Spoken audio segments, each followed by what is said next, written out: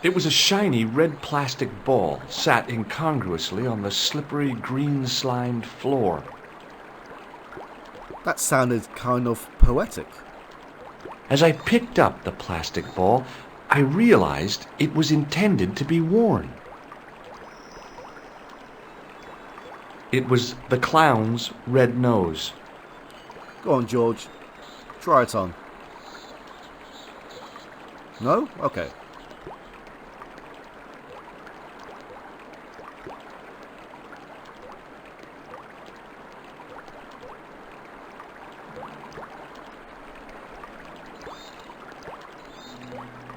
It was a soggy, crumpled paper tissue.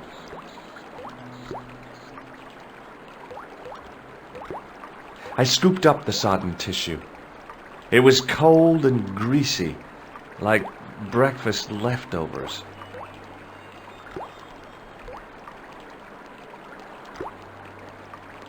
It was a small scrap of cloth caught on the rusting spike. I took hold of the scrap of material and unsnagged it from the spike.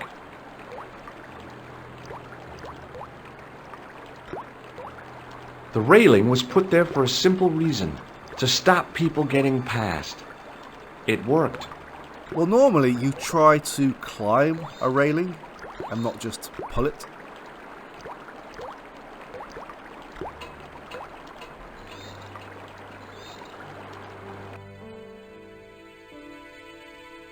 Hi there. Hold it right there, you sewer rat.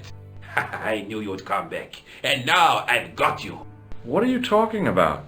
You're trespassing. Come out of there, immediately. That's what I'm trying to do. Give me your hand. Ha! You won't catch me with tricks like that.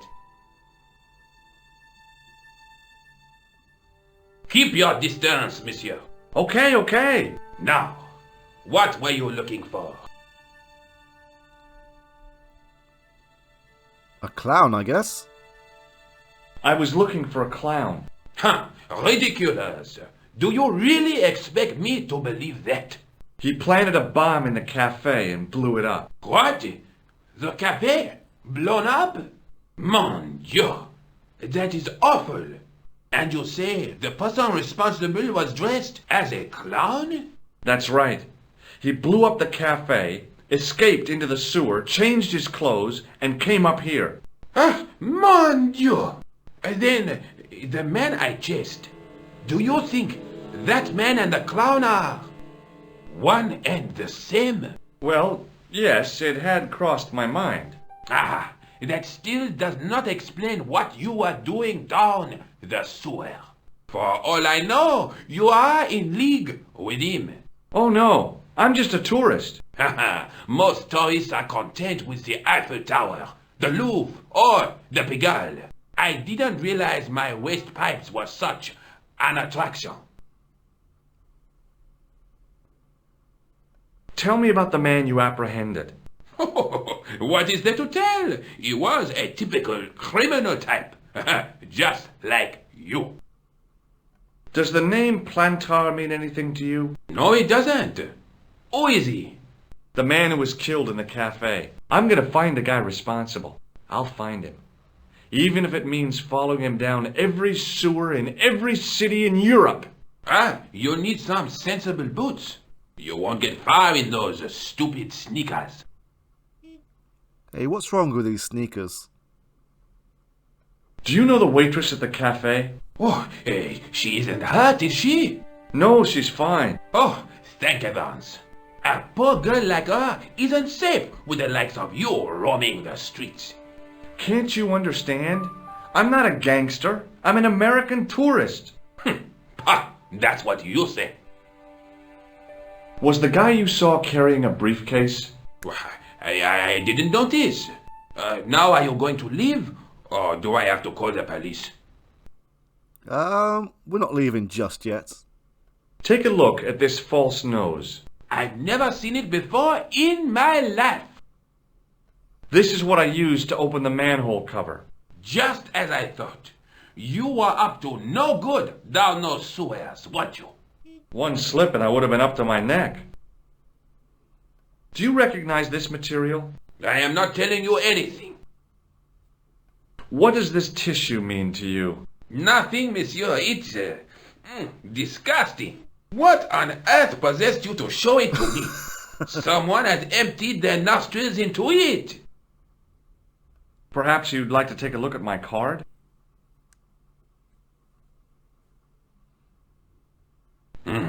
What is this? Inspector Augustin Rousseau? What does that say? Hominoid Division? A homicide. I think the ink's smudged. Then you are not a tourist. Okay, I'm not. I lied to you, and I'm sorry. Don't apologize, monsieur. You know, I had a feeling there was something different about you. It is your posture, your poise. Oh, yes. There is no mistaking the bearing of a disciplined man. And I should know. I was in the army, you know. When I was your age, I was fighting for my life in the African desert. How can I help you, Inspector? Let's start over from the beginning and tell it just like it was. Tell me about the man you apprehended. He was a mean one, monsieur. He grabbed me in an armlock, his face suddenly next to mine. His grip was like iron, but he did not know what he was up against. Oh no! He made a big mistake when he took on one of the desert hyenas. Yes, I get the picture. Do hyenas live in the desert? I thought they were more of a savanna kind of creature. Does the name Plantar mean anything to you? No, it doesn't. Do you know the waitress at the cafe? So you don't want to hear about my experiences in the desert? I fought to make this country what it is today. I'm sure you did, but I'm a little short of time. Do you know the waitress at the cafe? You can't suspect her, surely. Just answer the question, please. Yes, I know her. Quite well, you could say. She came to work at the cafe 7 months ago. I look forward all week to the relief she gives me when she visits. Really? So you'd miss her if she wasn't there? Oh, mais oui! Who else would I find to cut my toenails? Okay, I was not expecting that one. Was the guy you saw carrying a briefcase? Why, yes, he was. Clutched in his arms like a baby. That belonged to his victim. Oh, what do you think was in it? Drugs? Stolen jewels? I don't know, but the killer thought it was worth a man's life. Nothing is worth that, monsieur. Now that he is more cooperative, I believe that he gives us different answers to our inventory now. Take a look at this false nose. Aha! That looks like a clown's nose to me. Precisely. He must have dropped it in his panic. Unless he wanted you to find it. Why would he want to do that? To put you off the scent. Was that a pun? Did I show you my tool? Oui, monsieur. Just like mine. Except that it is much smaller. Does this piece of material mean anything to you? That is the same cloth as the jacket I found. I'd recognize that pattern anywhere. Did I show you this tissue? Oui, monsieur. I love the writing in this game. Now, about the jacket you found. Do you have it here? No, monsieur. One of the sleeves was badly torn, so I sent it for repair. A pity, because otherwise it was a fine piece of quality tailoring. It had the tailor's name inside on the label. Where did you send the jacket? I gave it to an itinerant Romani seamstress. Just my luck. Was there anything in the jacket pockets? Not a sou. You know what I think? Do tell me. He changed out of the clown suit and cunningly disguised himself as an ordinary person. Looks like I'm up against a mastermind. What was the name on the label? Ah, it was a foreign name. Todrick, I think. Did you get the address? There wasn't one, monsieur. Only a telephone number. Well, I don't expect you to remember a phone number you've only seen once. 74 98 08 59. You're kidding. That's his phone number? Yes, that's it. A little trick with numbers that I learned in the desert. I was taught the technique by a Tuareg shaman. That's incredible. It comes in handy at the supermarket checkout. Do I get a reward? Honesty, monsieur, is its own reward. Then I'm glad I do not rely on honesty to pay the bills. I'm not sure of this guy's name. I don't know if he actually has a name, but I think he is great. I love him. I have to be going. Thanks to your help, the citizens of Paris can sleep a little easier tonight. Vraiment? I was only doing my duty, monsieur. Good luck, Inspector. I hope you catch that killer soon. I'll let you out.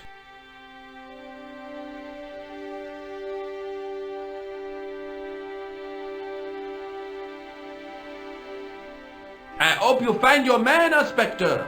So do I.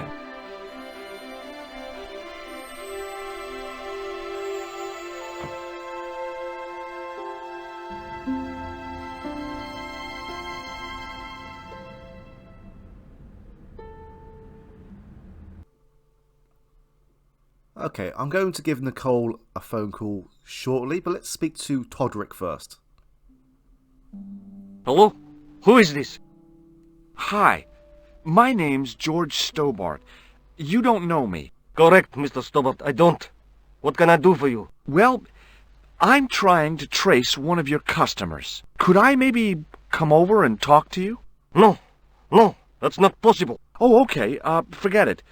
Listen, all I want is a name. What are you talking about? Who are you working for? I guess you might say I'm acting in the interests of truth and justice. Ah, thank God. I thought you were the police. There are innocent lives at stake, Mr. Todrick. Lives that you could save. You're collecting for charity, yes? No, I'm not. All I want from you is information. Go on, I'm listening. That's not exactly very subtle, George. You could have actually gone to his shop and tried to steal the evidence. Do you know a guy called Plantar? No, I never heard of him. Shall I tell you what happened to Plantar? How he was killed in cold blood? I told you, I never heard of Plantar. I expect Plantar's a family man, don't you? In their little apartment, Madame Plantar is cooking the supper, listening for the familiar sound of her husband's key in the door. Junior is waiting for his daddy to come home from work. He can't wait to show him the merit marks he earned in school today. Only tonight, Monsieur Plantar won't be coming home. You forgot the puppy. Huh? The faithful puppy dog, waiting for the sound of his master's voice. Well, maybe they don't have a dog. What do you think? I don't know Plantar. I never heard of Plantar. None of this has anything to do with me. What do you know about the clown who bombed the Café de la Chandelle Verte? I don't have no idea what you're talking about. You're cool, Todrick.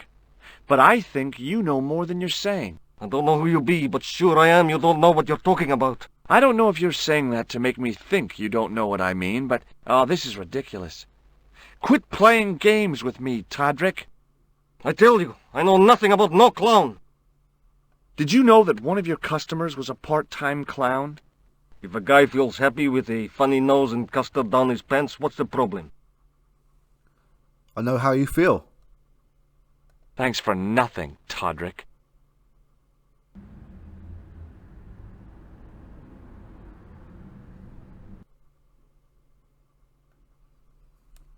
Bonjour, Kula.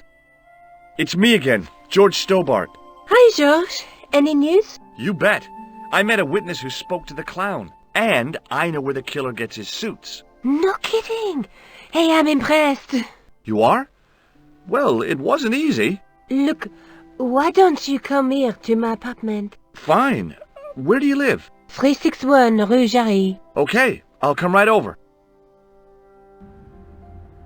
Well, we have a funny nose. Now we need to find some custard.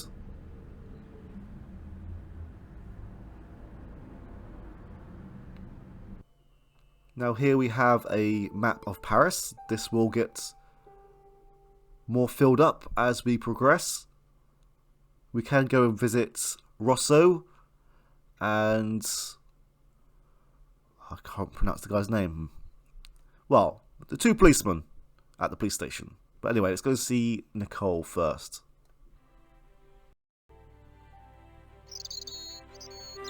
I want to say the name Moo? Mo? The shop window featured a display of gowns and women's stuff. It wasn't the style of the clothes in the shop that caught my eye, but the prices. The same amount of money would feed a starving family for the rest of their lives. I guess people who buy that kind of stuff don't have a problem with their consciences. The shop window featured a display of gowns and women's stuff. Women's stuff. The window was full of overpriced clothes for overprivileged women. The door was shabby and in need of a coat of paint.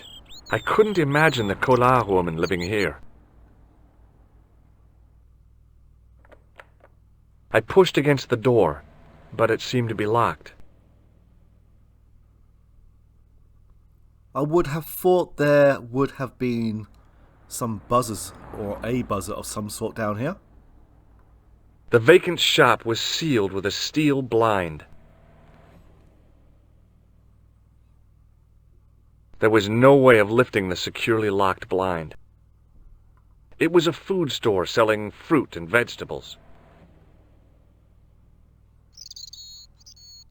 I glanced without much interest at the fruit. It was dusty, shriveled, and tired-looking. They were lilies or tulips, some kind of flowers anyhow. Pretty, I guess, if you like that sort of thing. Me? I couldn't see the point of buying something that was already half dead.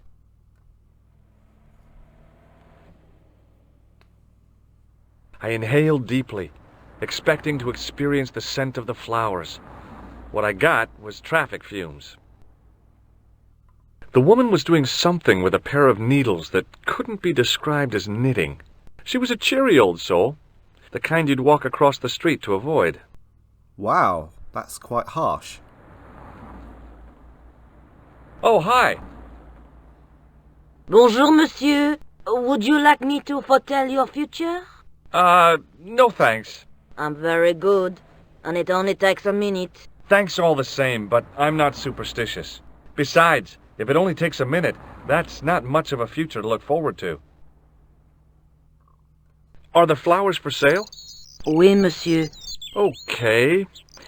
I'll take a bunch of those white ones. I wouldn't do that if I was you. No? They are lilies, monsieur. Some people associate them with death.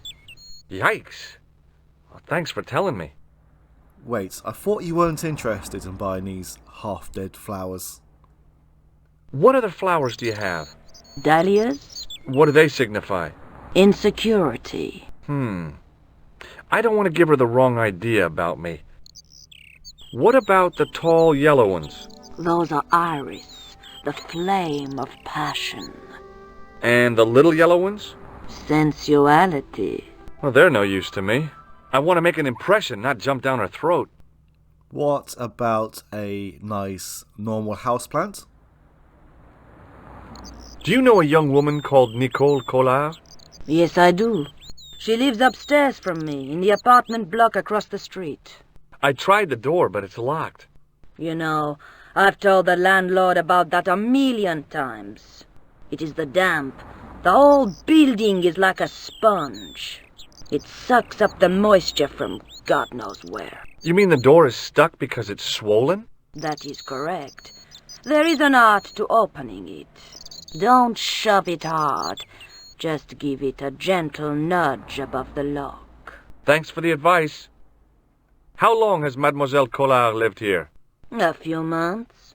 She's in for a shock when the cold weather comes.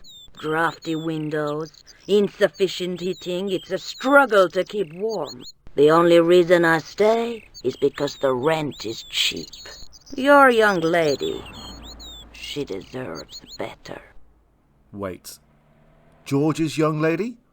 If she lives here and knows Nicole to this extent, then surely she knows that this is our first time visiting this area. But she is clairvoyant after all, possibly.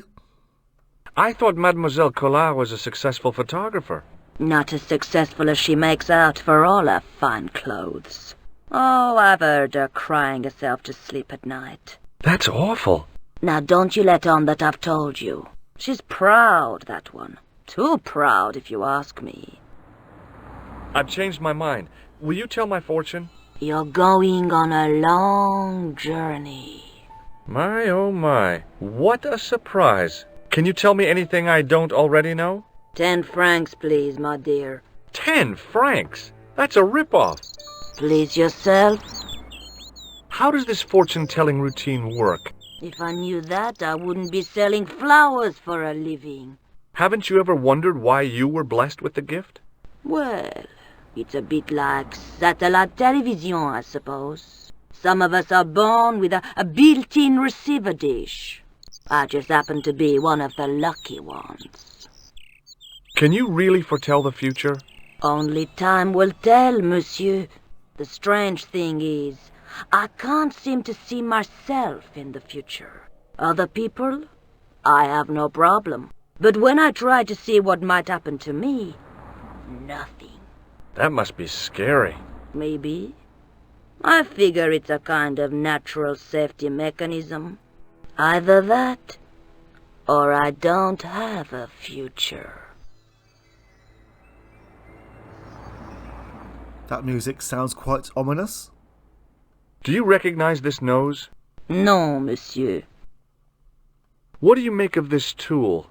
Is it something a dentist would use? No, it's for raising manhole covers. Formidable. What can you tell me about this material? It's a very expensive piece of cloth, monsieur. What can you tell me about this tissue? Nothing? See you later. That's right, monsieur. You will.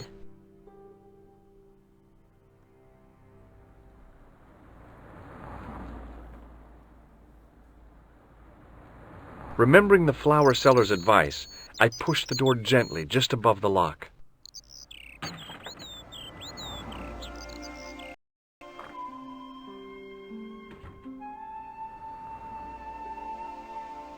Bonjour. I'm glad you could make it, monsieur. Please, call me George. Fine. I'm Nicole. Take a seat, George.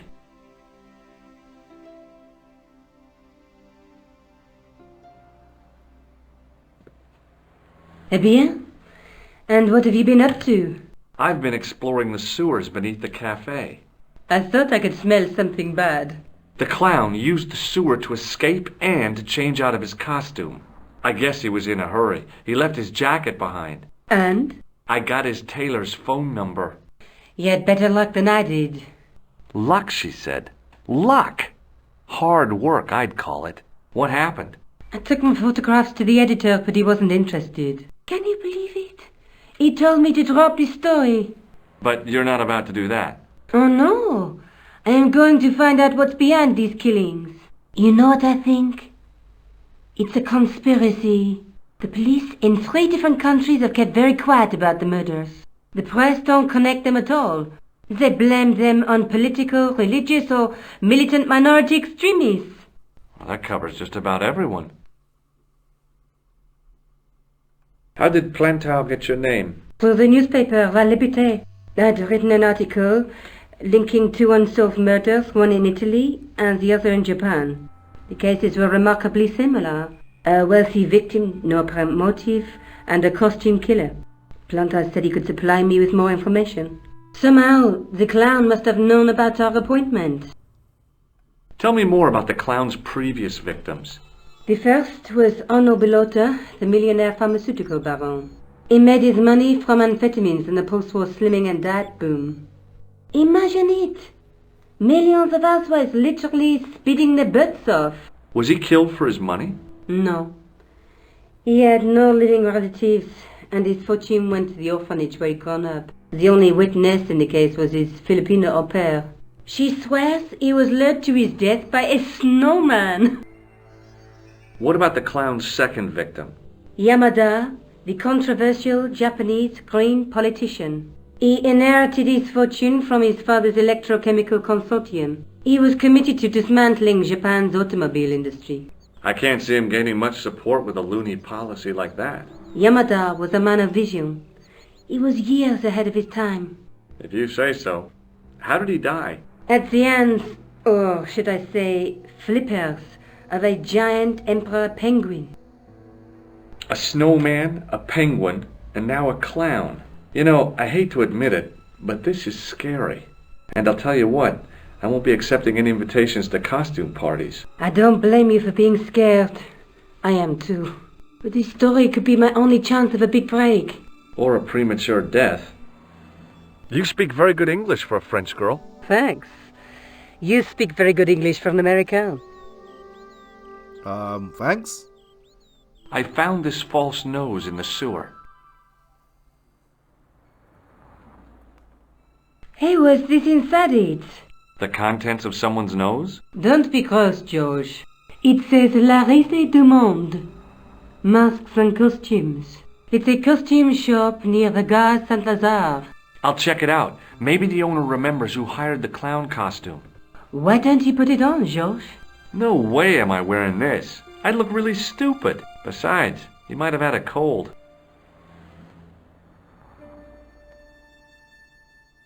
This is the tool I used to get into the sewers. Fascinating, George. You're not interested, are you? Oh, of course I am. I think it was very brave of you to go down those sewers. Yeah? Well, it was kind of scary, but, well, I had a job to do. I found a piece of material near the cafe.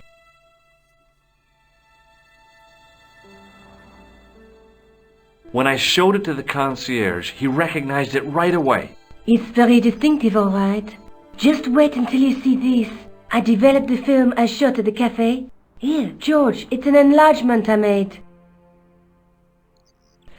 Look what that guy's wearing. Checkered pants. The same material as I found in the sewer. That's right. This guy shouldn't be difficult to find. Oh, no? Take a close look at his left cheek. A scar. In the shape of a horseshoe. Oh, a crescent moon.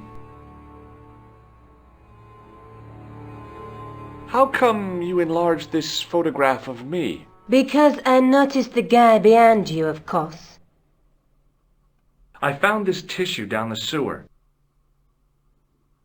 Oh, that's disgusting, George.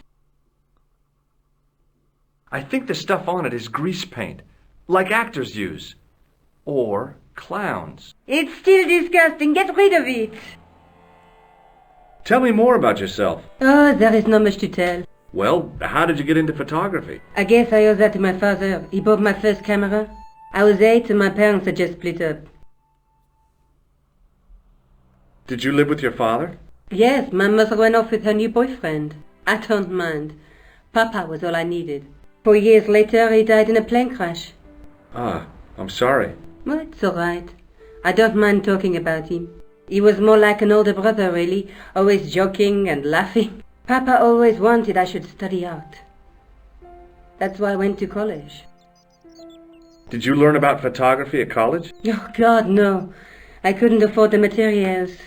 We were billed for everything we used, paint, canvas, paper. Most of my year turned to minimalism. It was cheaper. I used to go poaching in the park for squirrel hair. The only time I wasn't hungry was the time I did printing. I used to eat the potatoes. You're making fun of me, aren't you? Oh, no. Do you have a boyfriend? That's none of your business. Wow, George, that's a bit forward. May I use your telephone? Sure, go ahead. Thanks.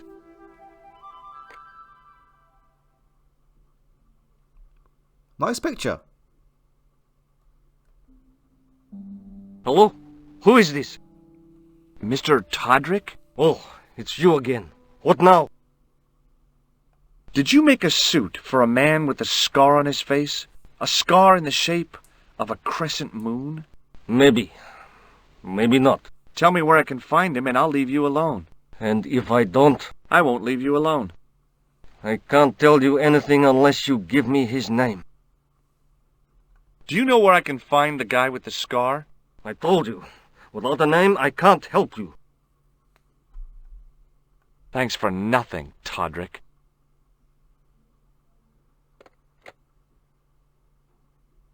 I'm going back out to search for that clown. Where? I guess I could visit the costume shop. Good idea.